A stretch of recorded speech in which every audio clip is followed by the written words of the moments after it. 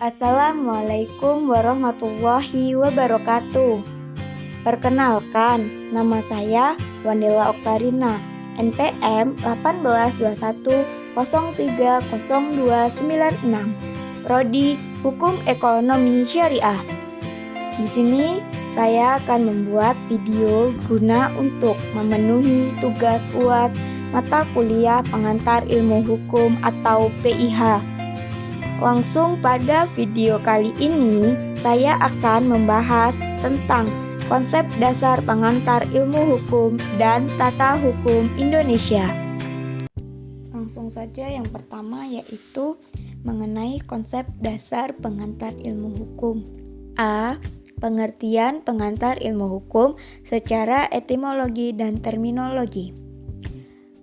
Pengantar ilmu hukum secara etimologi memiliki beberapa susunan kata dan makna. Istilah pengantar berasal dari kata antar yang mengandung arti iring. Berdasarkan istilah tersebut, maka dapat dipahami yang dimaksud dengan pengantar merupakan suatu hal yang masih bersifat pendahuluan atau muqaddimah. Sedangkan makna hukum adalah pengetahuan yang khusus mengajarkan perihal hukum dan segala seluk-beluk yang berkaitan di dalamnya.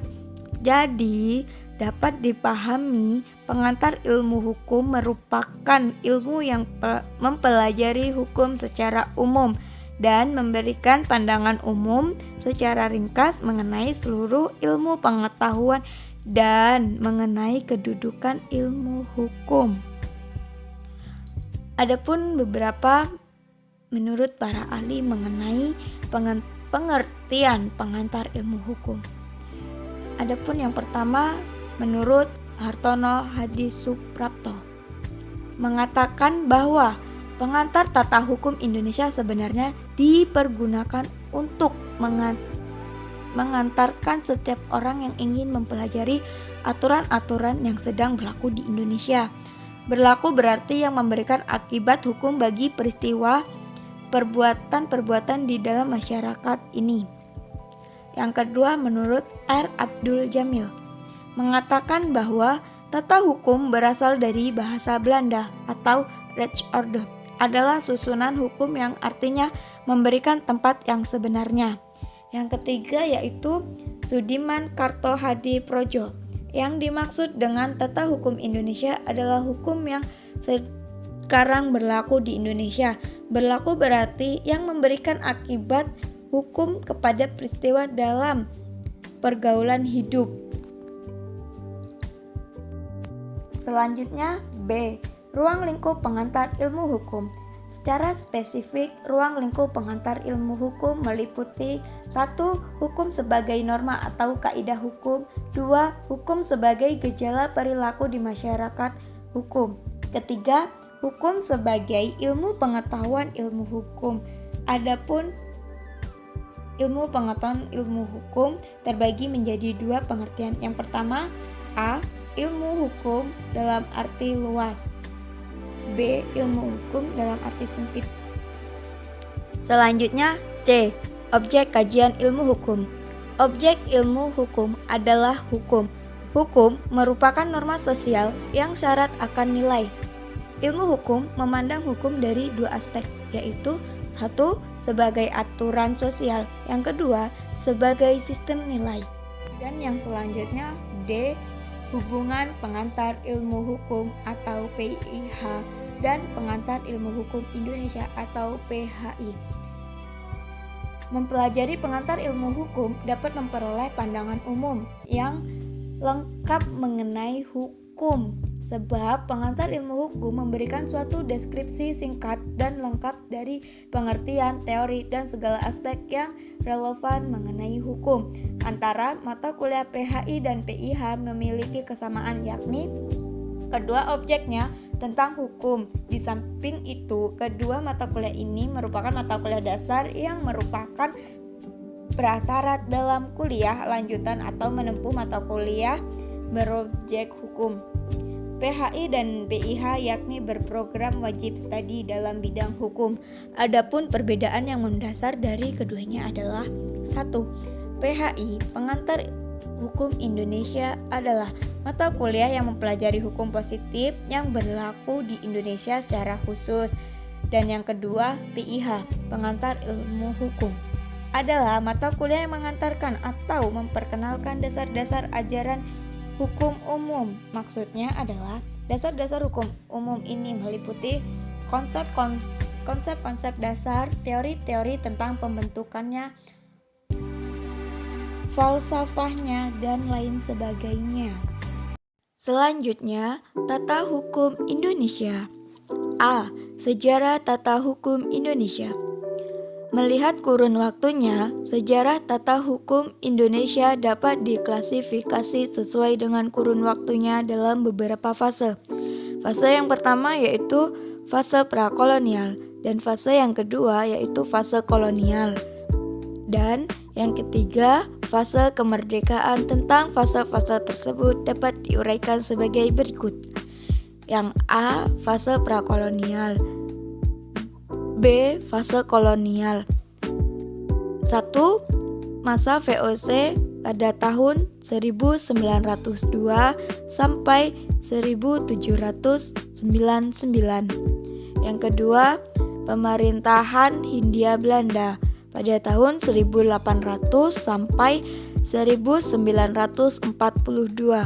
Yang ketiga, masa Bersluiten Regerings pada tahun 1814 sampai 1855. Dan yang kelima, masa Indische Staatsstreiteling pada tahun 1926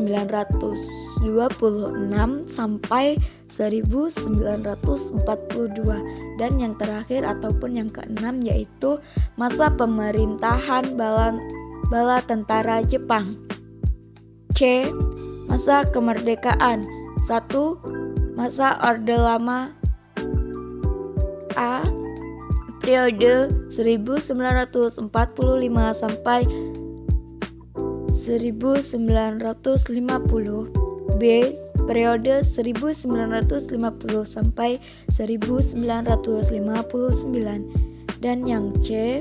Periode 1959 sampai 1965. 1. Adapun penjajahan Belanda. Sejak zaman penjajahan Belanda, Indonesia berlaku hukum yang beraneka ragam. Bahkan pemberlakuan hukum oleh pemerintahan Belanda dibedakan antara penduduk pribumi dengan golongan Eropa. Adapun pemberlakuan hukum yang beraneka ragam macam yaitu A. Algemene Bevingingen van Wetgeving for Indonesia, artinya peraturan umum perundang-undangan untuk Indonesia dikeluarkan pada 30 April 1847. B. Regering atau RR dikeluarkan pada 2 September 1854 nomor 2. C. Indische Staatsregeling atau IS, artinya Peraturan Ketatanegaraan Indonesia yang dikeluarkan pada 23 Juni 1925 nomor 415. Selanjutnya 2. Masa Orde Baru. Orde Baru dimulai setelah kudeta G.30.S/PKI.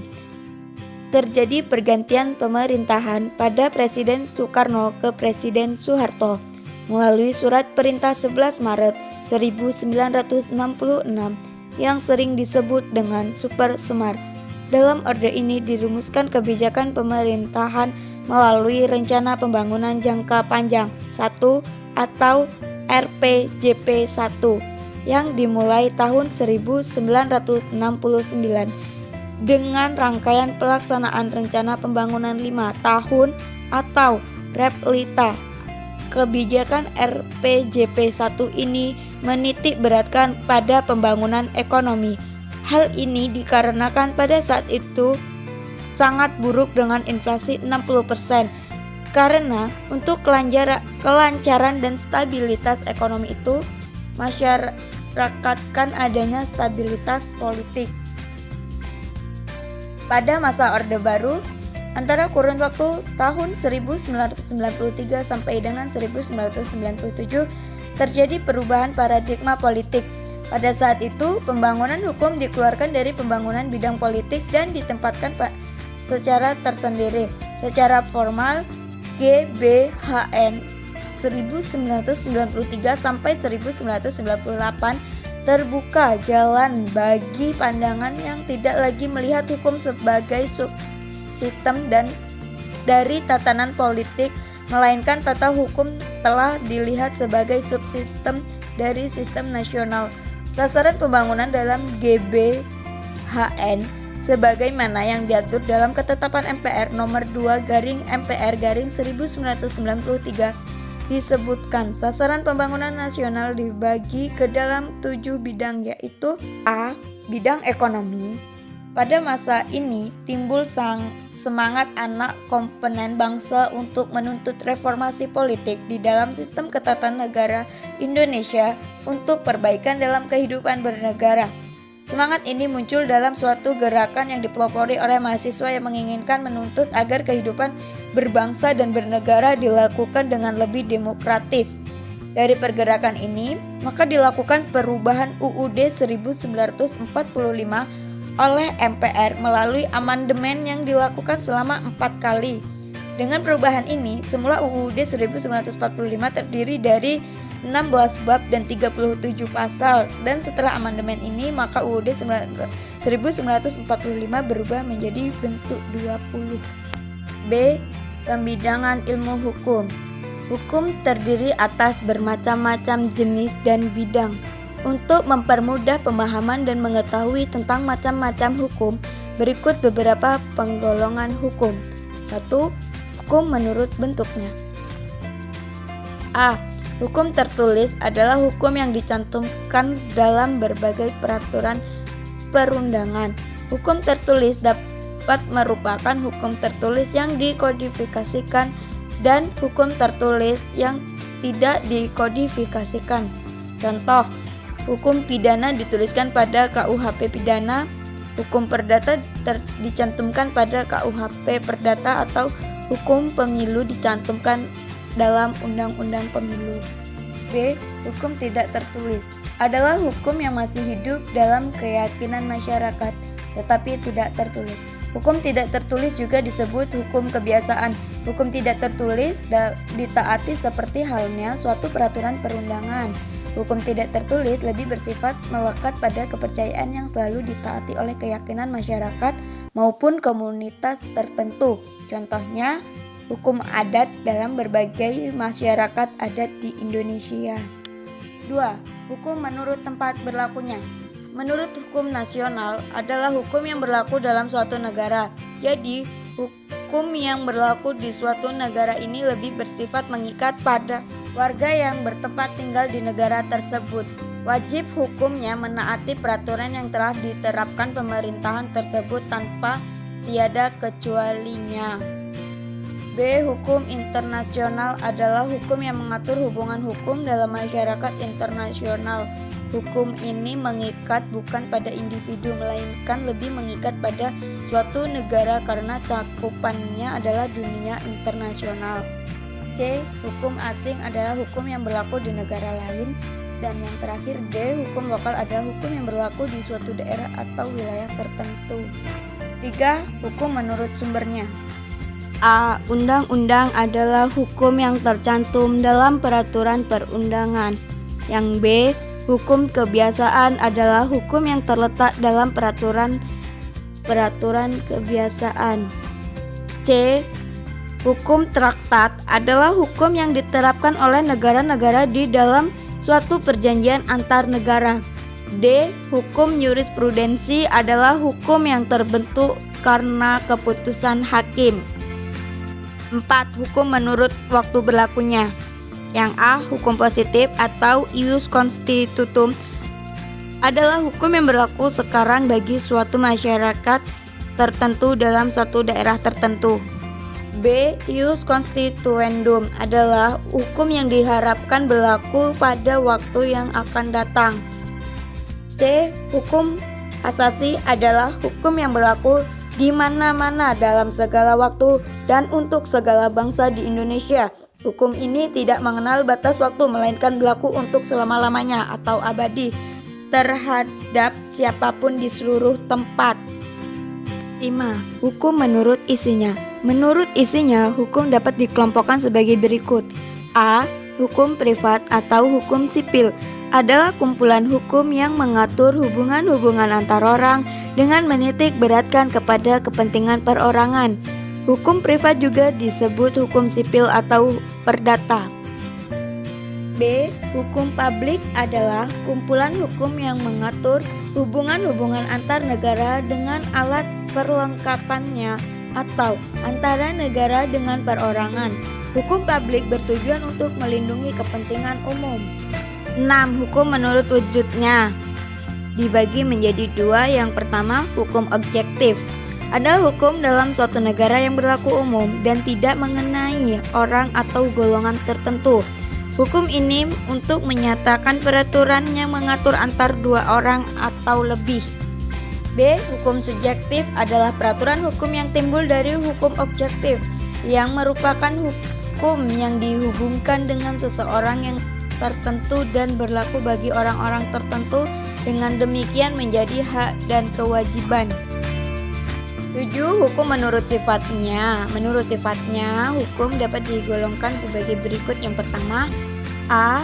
Hukum yang memaksa adalah hukum yang dalam keadaan bagaimanapun juga harus dan mempunyai paksaan mutlak. Contoh, hukum pidana. Dan yang B, hukum yang mengatur adalah hukum yang dapat disampingkan apabila pihak-pihak yang bersangkutan telah membuat peraturan sendiri dalam suatu perjanjian. Contoh, hukum dagang. Yang ke-8, hukum menurut cara mempertahankannya dapat digolongkan sebagai berikut. A. Hukum material adalah hukum yang memuat peraturan-peraturan yang mengatur kepentingan-kepentingan dan hubungan-hubungan yang berwujud perintah-perintah dan larangan-larangan.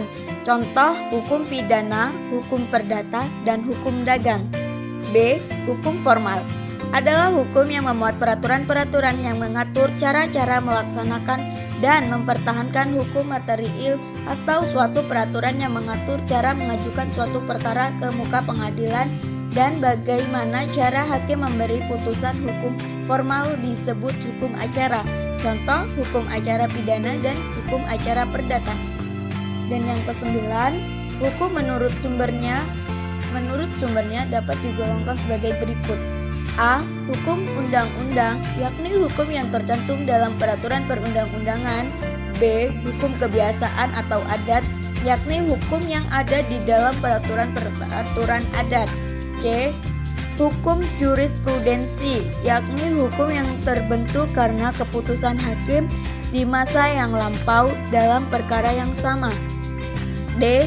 Hukum traktat, yakni hukum yang terbentuk karena adanya perjanjian antara negara yang terlibat di dalamnya. C. Ilmu bantu dan metode pendekatan pengantar ilmu hukum. 1. Sejarah hukum. 2. Sosiologi hukum. 3. Antropologi hukum. 4. Perbandingan hukum. 5. Psikologi hukum. Sedangkan metode pendekatan yang digunakan dalam mempelajari ilmu hukum diantaranya yang pertama, metode idealis, 2. Metode normatif, 3. Metode sosiologis, 4. Metode historis, 5. Metode sistematis, dan yang keenam, metode komparatif. Sekian pemaparan video dari saya. Saya akhiri. Wassalamualaikum warahmatullahi wabarakatuh. Semoga video ini dapat bermanfaat bagi pembaca dan pendengarnya.